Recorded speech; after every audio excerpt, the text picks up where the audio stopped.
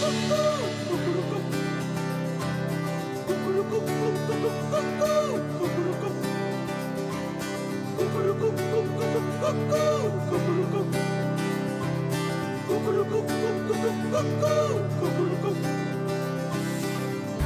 Cup চা খাস্তা লেড়োয়।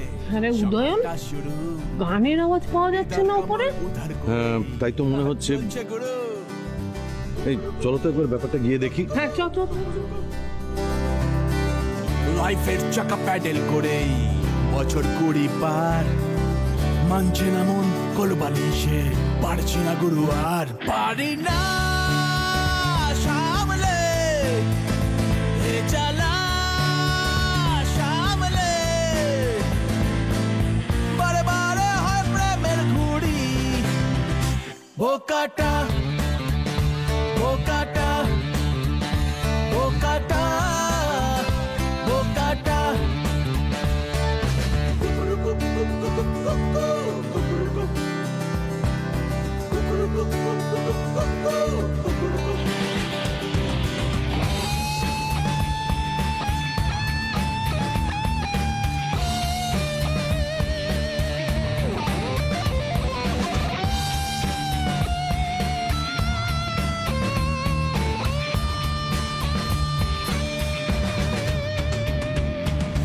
এক কাপ চা খাস্তা লেড়োয় সকালটা শুরু, ইধার কামাল উধার করে চলছে গুরু, লাইফের চাকা প্যাডেল করে বছর 20 পার, পারি না সামলে এ জ্বালা সামলে,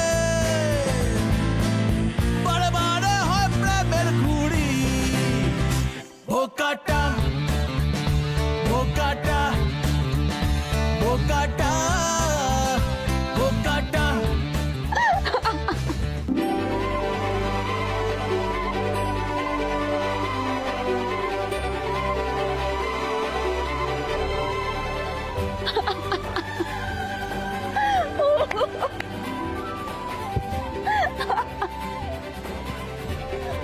বাবা, বৌদি ভাই, তুমি এটা কাকে নিয়ে এসেছো? হাসতে হাসতে আমার পেট ব্যথা হয়ে গেল, অনেকদিন পর এরকম আসলাম।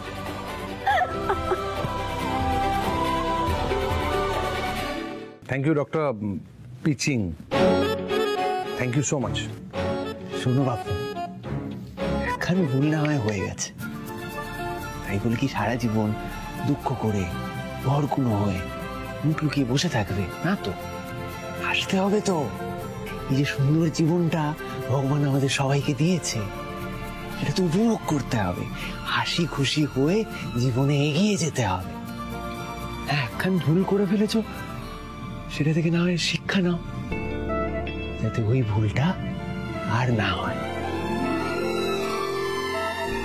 যা, এখানে আমার কাজ শেষ, আমি যাই, এলাম। দাঁড়াও পিকু,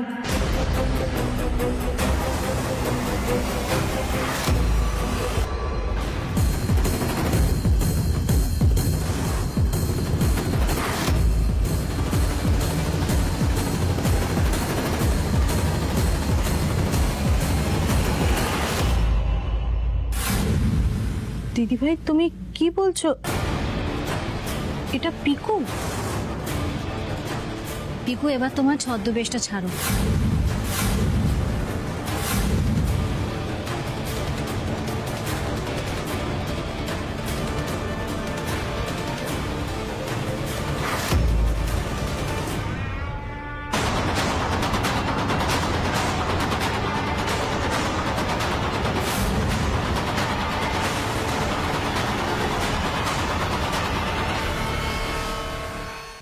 কেমন একটা ক্যাচাল ক্যাচাল গন্ধ পাচ্ছি। জয় মা, একটা ক্যাচাল দাও মা, একটা ক্যাচাল দাও। বড় বৌমা, পিকুকে তুমি ডেকেছিলে? হ্যাঁ বাবা, আমি পিকুকে আসতে বলেছিলাম। দিদি ভাই এগুলো কেন করতে গেলে বলো তো? রশনির চিকিৎসা তো অন্যভাবেও হতে পারত। আর কি কোনো ডক্টর ছিল না দিদি ভাই? আবার বাড়িতে একটা অশান্তি না হয়। আমি আর কোনো রকম অশান্তি ভয় পাই না। আমার মাথায় একটা জিনিসই ঘুরছিল ছোট, আমাদের এই রশনি অনেক দিন হয়ে গেল গুমড়ে আছে। আমি চাইছিলাম ওর হাসি মুখটা দেখতে, তাতে যদি পিকু এসে ওকে একটু হাসায় ক্ষতি কি? আমি জানি বাবা, আপনারা অনেকেই না, বেশিরভাগ মানুষই পিকুকে পছন্দ করেন না। পিকুকে ঘিরে অনেক অশান্তি হয়েছে। একবার ভেবে দেখুন, আমার একটা কথায় একবার শুধু বলেছি রশনির জন্য এই বাড়িতে ওকে আসতে হবে। পিকু কোনো কিছু না ভেবে শুধুমাত্র রশনির কথা ভেবে চলে এলো এখানে। রশনিকে পিকু এতটাই ভালোবাসে বাবা।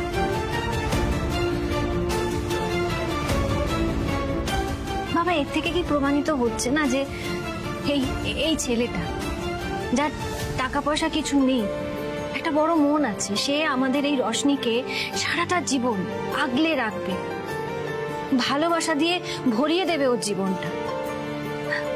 শুধুমাত্র টাকা পয়সা দিয়ে কারুকে বিচার করতে নেই বাবা। রিয়াংশ কিন্তু তার সব থেকে বড় উদাহরণ। বড় বৌমা, তোমার কাছে অনেক যুক্তি আছে জানি, যেগুলো তুমি একটার পর একটা সাজিয়ে বলতে থাকবে, কিন্তু আমাকে একটা প্রশ্নের উত্তর দাও।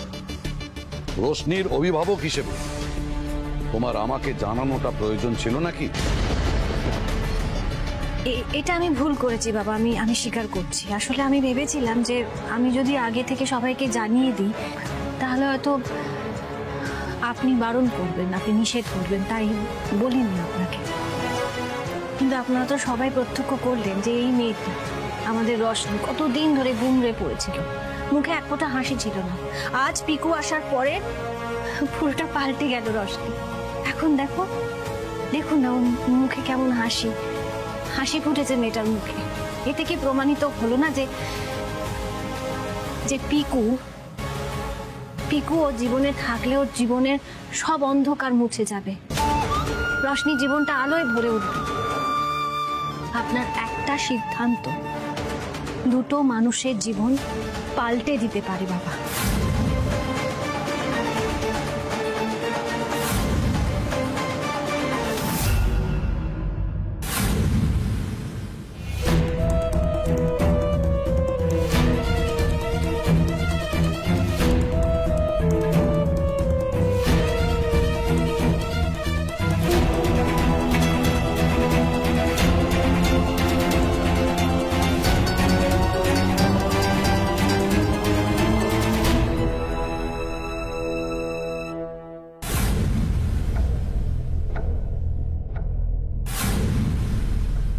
পিকু, আমি তোমার এবং তোমার পরিবারের সঙ্গে অনেক অন্যায় করেছি। টাকা পয়সা, ক্ষমতা, স্ট্যাটাস, এই সব কিছুর অহংকারে আমি অন্ধ হয়ে তোমাদের সঙ্গে অনেক খারাপ ব্যবহার করেছি। না, ক্ষমা চাওয়ার আমার কোনো ভাষা নেই। তবু যদি পারো আমাকে ক্ষমা করে দিও।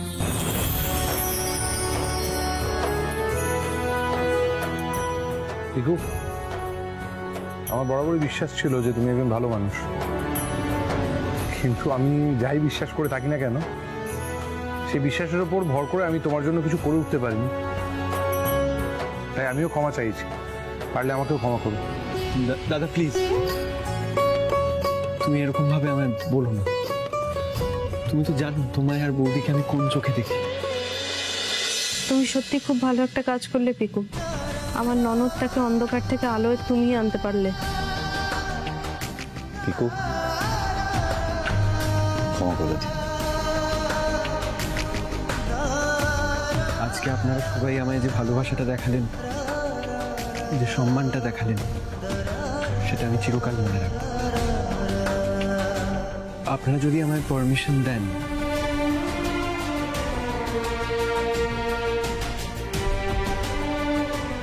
তুমি যদি আমায় পারমিশন দাও, আমি চিরকাল রশনিকে খুশি রাখতে চাই। হ্যাঁ, অবশ্যই এটা ঠিক, আমি জানি না যে আমি রশনির যোগ্য কিনা, কিন্তু আমি চেষ্টা করব।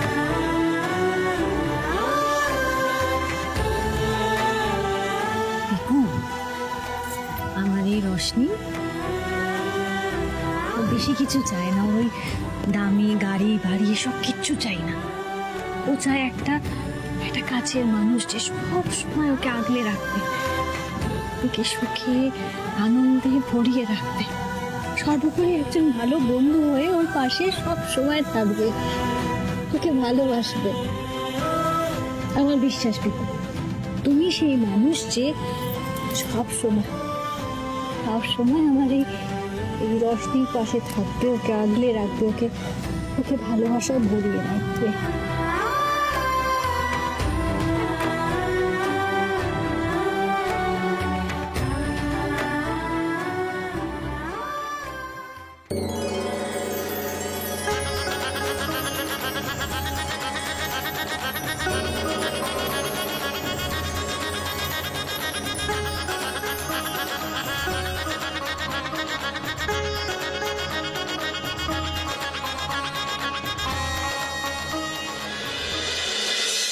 আলো, তোমাকে আমি অনেক ব্যাপারে বকাবকি করি আমার কথা না শোনার জন্য। অ্যাকচুয়ালি কি জানো, তুমি সেগুলো না শুনে ভালোই করো। তার কারণ যদি তুমি শুনতে তাহলে হয়তো কেন সত্যি সত্যি রোশনির মুখে হাসি ফিরে আসতো না, আর রোশনি পিকুকেও ফেরত পেত না। থ্যাংক ইউ এই গোটা বাড়ির তরফ থেকে, সবার তরফ থেকে আমি তোমায় বলতে চাই থ্যাংক ইউ সো মাচ। সত্যি বড় বৌমা, মানে আমি নিজে যে মানুষ চিনতে এত বড় ভুল করব সেটা আমি নিজেও বুঝতে পারিনি। রিয়ান্সের মতো এরকম একটা অমানুষকে যে আমি কি করে মানুষ হিসেবে গণ্য করলাম সেটাই আমি জানি না। কোথায় আমার ঝলমল সোনা, ঝিলিক সোনা কোথায় গেল? তুমি চলে এসেছো? আরে আচ্ছা, সব বলছি। আচ্ছা, এইটা হচ্ছে ঝিলিক সোনার জন্য। কিরকম হয়েছে? হ্যাঁ, তোমার জন্য আছে। এইটা হচ্ছে তোমার জন্য। ধরো আমাকে দেখতে দাও। এই দেখ, এই দাদা দেখ, ঘড়ি দুটো দেখ কি সুন্দর, তাই না? খুব সুন্দর। তুমি কি বলছি, এত দামি ঘড়ি কেনার খুব দরকার ছিল? এত দাম দিয়ে কেন কিনেছো তুমি? ও জামাই সত্যি তো চকলেট এনে দিতে হয়েছে তো। তার মানে তুমি বলতে চাইছো বৌদি যে এত দামি ঘড়ি দেওয়ার ক্ষমতা আমার নেই, তাই তো? না, ভুল বুঝো না। আলো, আচ্ছা ভুল বুঝো না তুমি। বিষয়টা হলো যে এত টাকা দিয়ে মানে তোমার কেন খরচা করবে? দেখো বড়শালবাবু, একটা কথা বলি, আজকের দিনটা যেমন আমার জন্য স্পেশাল, ঠিক সেরকম ভাবে দুটো বাচ্চার জন্য স্পেশাল।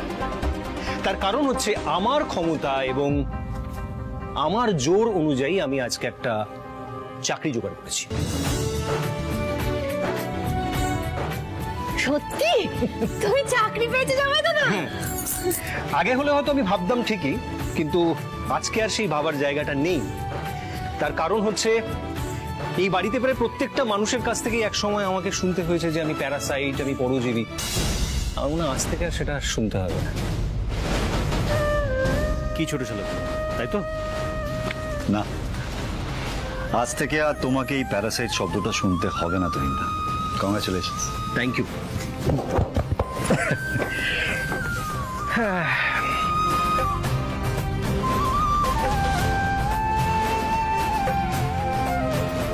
কি হয়েছে রাইমা?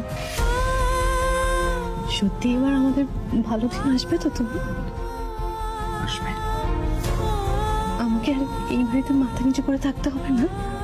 না, হবে না। এই বাড়ির কেউ আর আমাদেরকে কখনো ভাতে ঘোরা দেবে না। না, সবই ঠিক আছে। আমি বলছিলাম যে তুহিন, এই চাকরিটা তুমি ভালো করে দেখে শুনে বিচার করে নিয়েছো তো? হ্যাঁ বাবা, আমি সব দিক দেখে শুনে বিচার করেই চাকরিটা নিয়েছি। সেটা হলেই ভালো। হ্যালো, আজকে তাহলে একটা দারুণ খুশির দিন। আজকে আমরা প্রচুর হই হই করবো, আনন্দ করবো। কি মানে একটা স্পেশাল কিছু করতে হবে।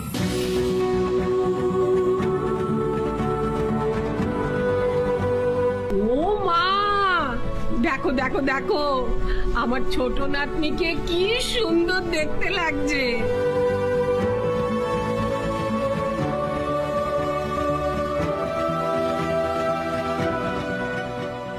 রোশনি, থ্যাংক ইউ বৌদিদি। ফিরতি খাবে তুমি, ধন্যবাদ দেওয়া হচ্ছে।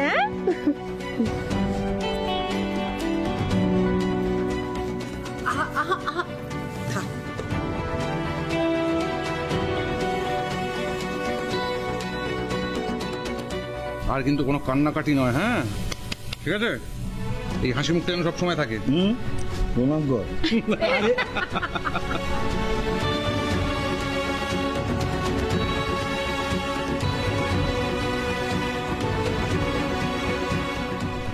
ভালো থাক মা।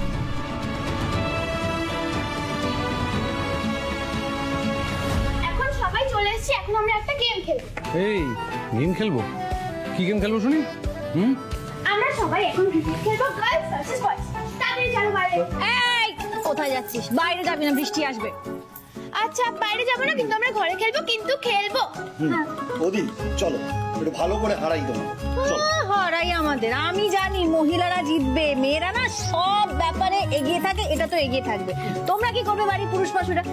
এতটা খাবে, তারপরে হাঁপিয়ে যাবে আর খেলতে পারবে, হেরে যাবে। আরে দাদা কিছু বল না, কি সব বলছে? আমরা নাকি খেয়ে বলতে দে, তুই শুনছিস কেন? আচ্ছা বলো তো এলবিডব্লিউ কাকে বলে?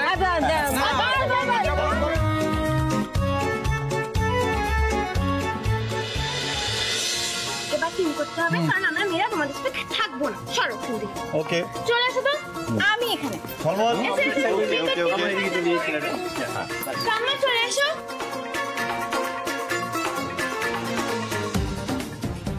না বলছে আমি ব্যাট করবো। না না তুই হারিয়ে দিবি। আমি হারিয়ে দেবো। দিবাই সাবধান না, আমি বলছি আমি ঠিক করব কে বল করবে, কে ব্যাট করবে।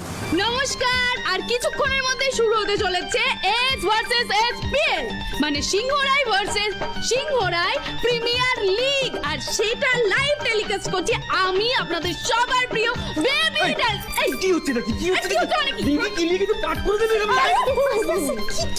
কি করছিস তোরা? জামাই কথা ওরে বাবা, ছোটবেলায় যে আমি কি দুর্দান্ত দুষ্টু ছিলাম তোরা ভাবতে পারবি না। ফুটবল, ক্রিকেট, ব্যাগাডুলি, ডাঙ্গুলি। না না আমি আম্পায়ার হবে? তুমি একটা সিনিয়র লোক, তুমি আম্পায়ার হবে না? না না সিনিয়র আরো আছে, আমি তো ব্যাটিং করি। হ্যাঁ কি কি কি কি মানে? না তুমি ব্যাটিং করো না না তুই জানিস আমি কলেজ লেভেলে কতগুলো টুর্নামেন্ট খেলেছি।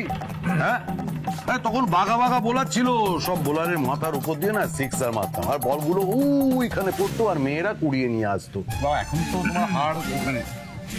আগের গল্পটা শোন, ওই যে বলগুলোর ওপর আমার সাইন করিয়ে নিত। হ্যাঁ আসলে মেয়েরা।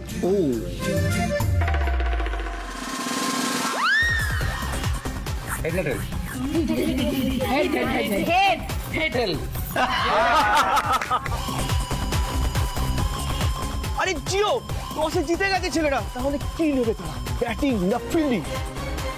আমরা ব্যাটিং নেবো না। কেন নেবো না? কারণ লেডিজ ফার্স্ট। আপনারা দেখতে পাচ্ছেন সিংহরাই বনাম সিংহরাইদের টক্কর শুরু হয়ে গেছে।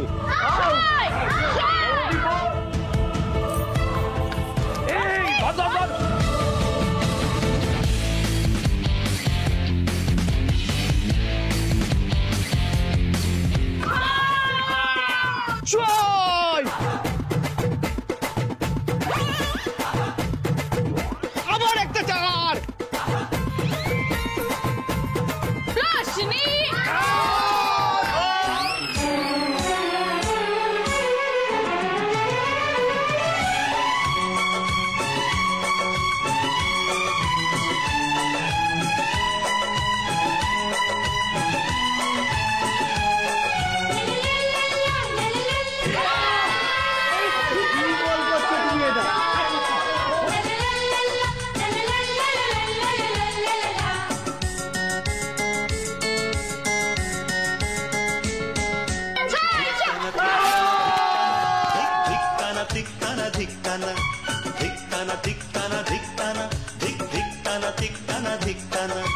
भाभी तुम खुशियों का खजाना धिक्काना धिक्काना धिक्काना धिक्काना धिक्काना धिक्काना।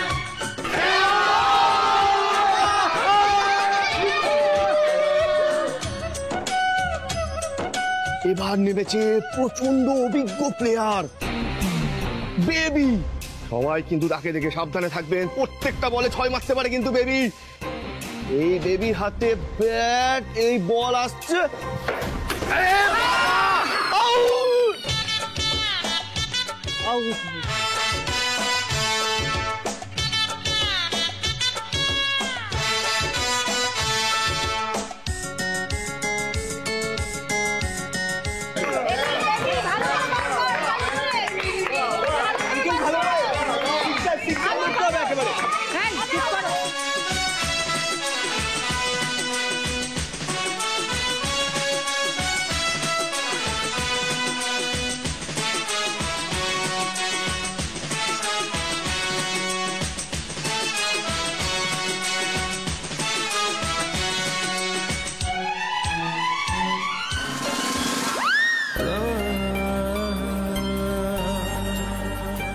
বড় বৌদি ভালো করে বল করো, ওদের আউট করো, ওরা জিতে যাবে তো।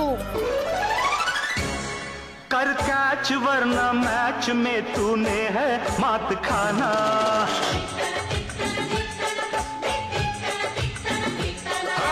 दिखता ना दिखता ना दिखता ना दिख दिखता ना दिखता ना दिखता ना। अरे बाजी मार गया दीवाना। दिखता ना दिखता ना दिखता ना दिख दिखता ना दिखता ना दिखता ना दिखता ना दिखता ना दिखता ना दिख दिखता ना दिखता ना दिखता ना।